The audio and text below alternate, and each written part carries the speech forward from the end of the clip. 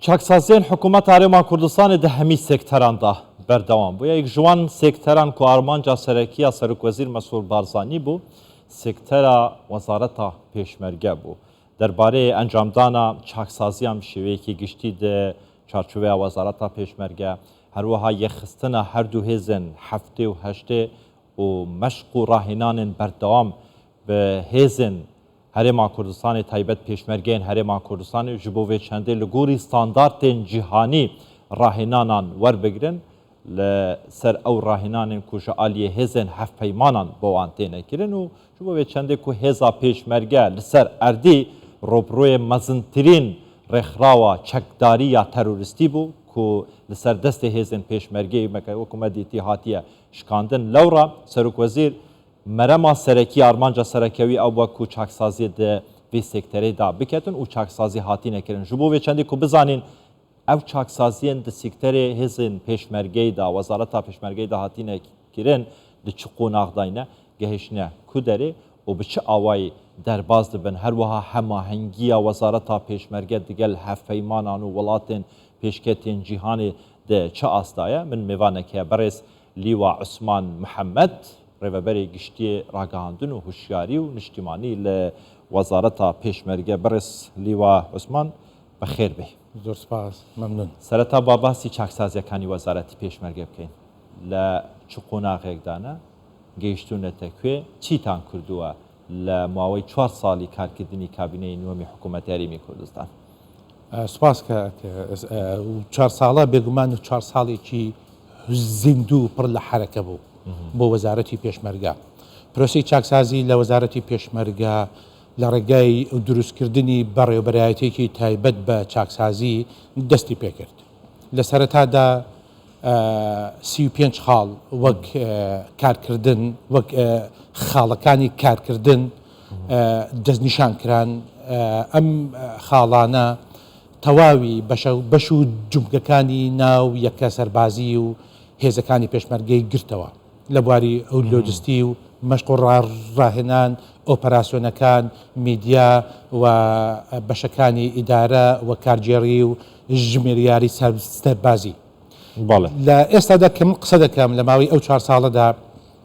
زیاتر لە 27 خاڵ لەم پرۆژەیە و جێبەجێکراوە.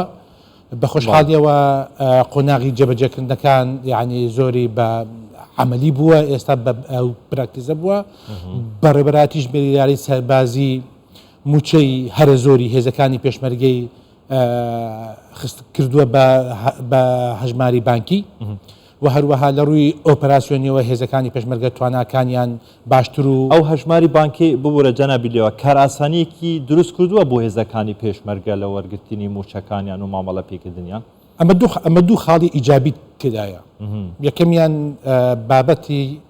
ئەوەیە کە کار ئاسانیکی باشی کردووە بۆ هێزەکانی پێشمەرگە بۆ ئەوەی هەر کەس بۆ خۆی بچێت موچەی خۆیە و ڕابکێشێت.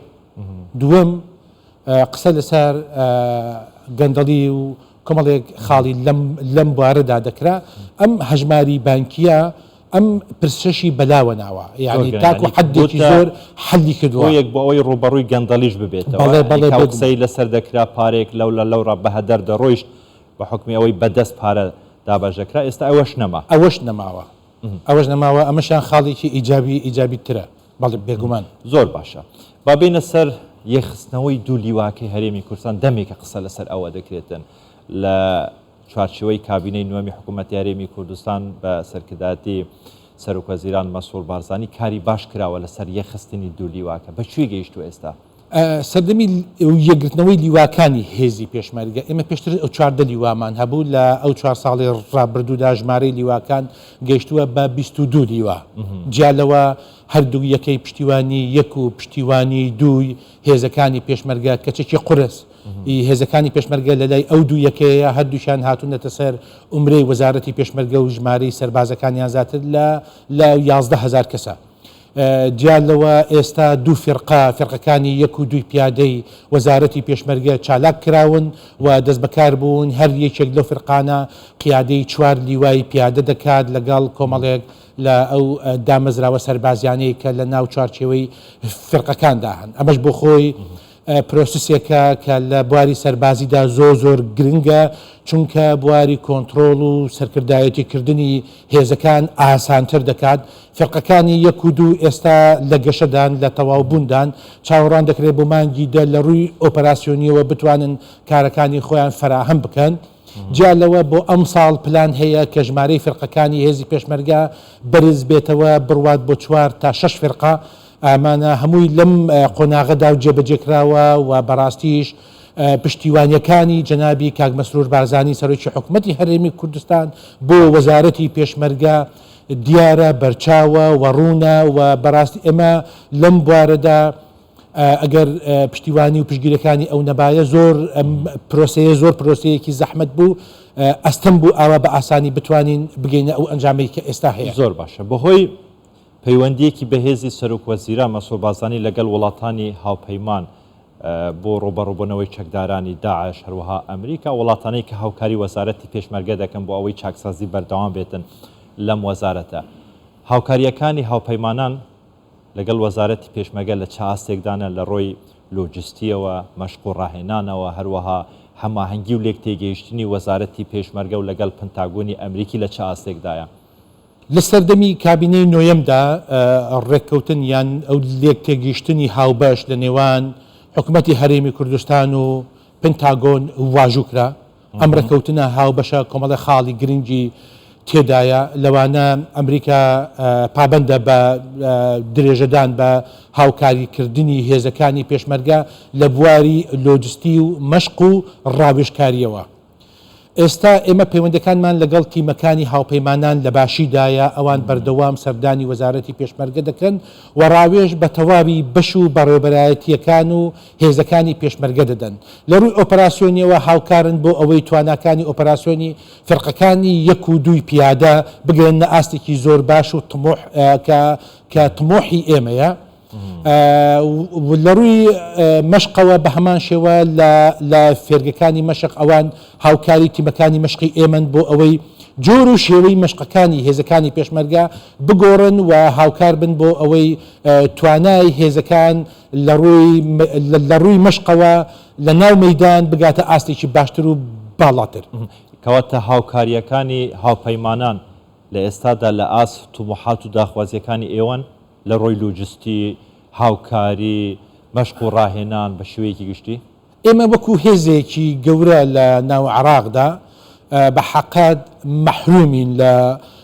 کۆمەڵێک پێداویستی لە بەتایبەتیش لەو پێداویستە زۆر گەورانەی کە پێشکەش بە عێراق کراوە و عێراق خۆشی مەبەستە چەکە قورسەکان بەڵێ مەبەستم چەکی قورسە مەبەستم یعنی ئەو چەکە دژە ئاسمانیانەیە یان ئەو سیستەمی ڕاداریە کە بەڕاستی لە عێراقدا هەیە و ئێمە نیمانە عێراق دەوڵەتی عێراق بە هیچ شێوەیەک هاوکاری ئێمەی نەکردووە لە ئێستادا قۆناغێکی نوێ دەستی پێکردووە لە پەیوەندەکانی نێوان ئێمە وەک وەزارەتی پێشمەرگە و وەزارەتی بەرگری و دامەزراوە ئەمنیەکانی عێراقی لە ئێستادا بەڕێز فەریق ڕوکن عیسا عوزێر سەرۆکی ئەرکانی وەزارەتی پێشمەرگە ئەندامی ئەنجومەنی ئاسایشی نیشتیمانی عێراقە هەفتانە لەگەڵ بەڕێز سەرۆک وەزیران و دامەزراوەی ئاسایشی ئەو نیشتیمانی عێراق کۆبوونەوە دەکات بەشدار دەبێت لە تەواوی ئەو کۆبوونەوانەدا هەندێک بەڵێن و وعد هەیە کە ئەوان لە جاران باشتر یعنی جەنابی لیوە هاوکاری هێزەکانی پێشمەرگە و وەزارەتی پێشمەرگە بکەن پرسێک هەیە کە دەمێکە لە چوارچەوەی کابینەی نوێمی حکوومەت هەرێمی کوردستان کاری لەسەر دەکێتن لە وەزارەتی پێشمەرگە دروستکردنی لیوای هاوبەشە لە نێوان وەزارەتی پێشمەرگە و هێزی عێراقی بۆ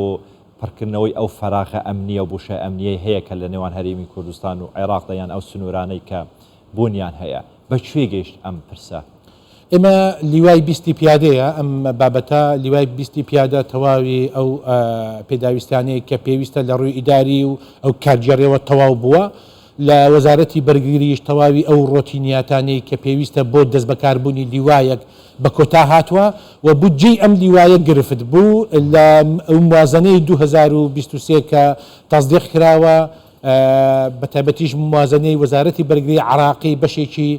بریتە لە تشکیلکردنی لیوای 20 پیادە کە چاوەڕوان دەکرێت ئەم پارەیە چالاک بکرێت و بەم زوانە ئەم لیوایەت ئەکتیو ببێت و